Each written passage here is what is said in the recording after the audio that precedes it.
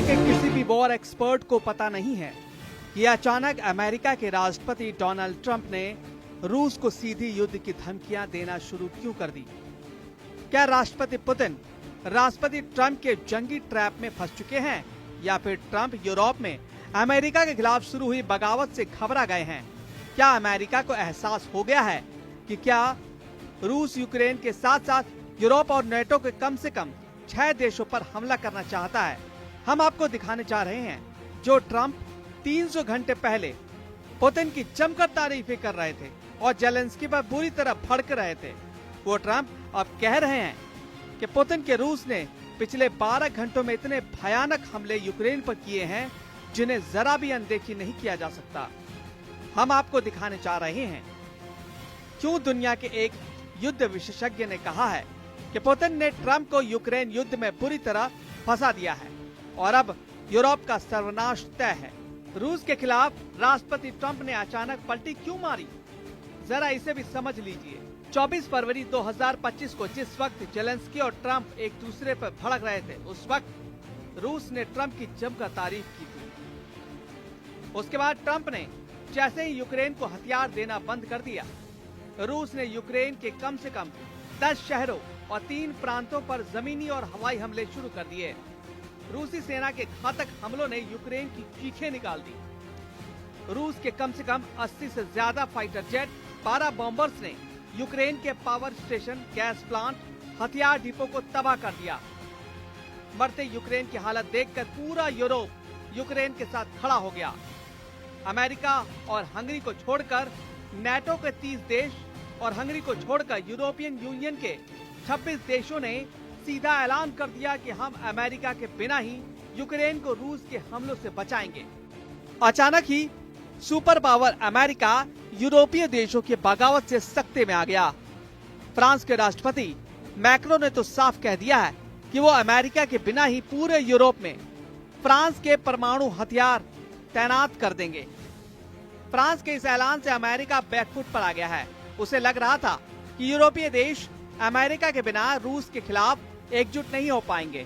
वहीं दूसरी तरफ पोलैंड के प्रधानमंत्री डोनाल्ड टस्क अमेरिका को औकात दिखाते हुए कहा कि यूरोप के देश अपने दम पर रूस को जंग हरा देंगे और यूक्रेन को युद्ध किसी भी कीमत पर हारने नहीं देंगे।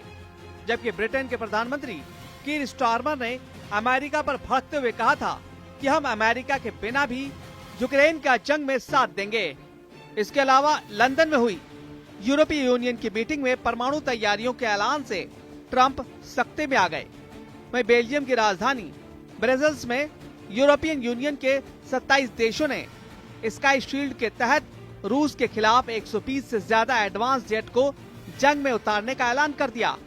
महज 300 घंटे के अंदर ही ट्रंप को एहसास हो गया कि अगर अमेरिका की मदद के बिना रूस के खिलाफ पूरा यूरोप हमला करने लगा तो अमेरिका की ताकत दुनिया के सामने कुछ नहीं रह जाएगी। इसलिए अब ट्रंप गिरगिट की तरह रंग बदलते हुए पुतिन को धमकी दी है कि अगर रूस ने जल्दी यूक्रेन के साथ युद्ध विराम नहीं किया तो फिर अमेरिका रूस पर जबरदस्त पलटवार करेगा।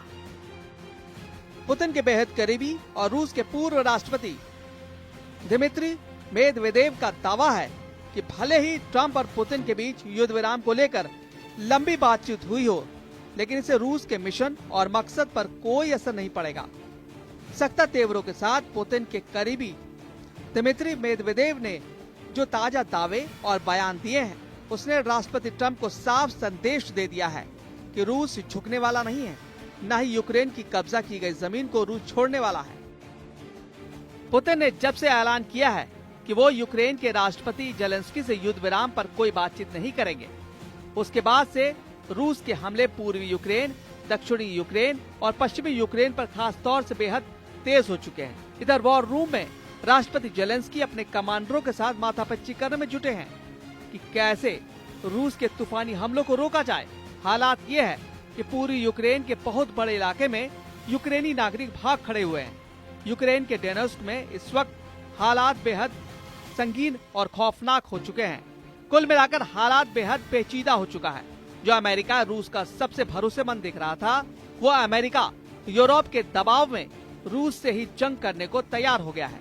अब देखना होगा कि ऐसे हालात में पुतिन ट्रंप की जंगी बाजी को कैसे पलटते हैं।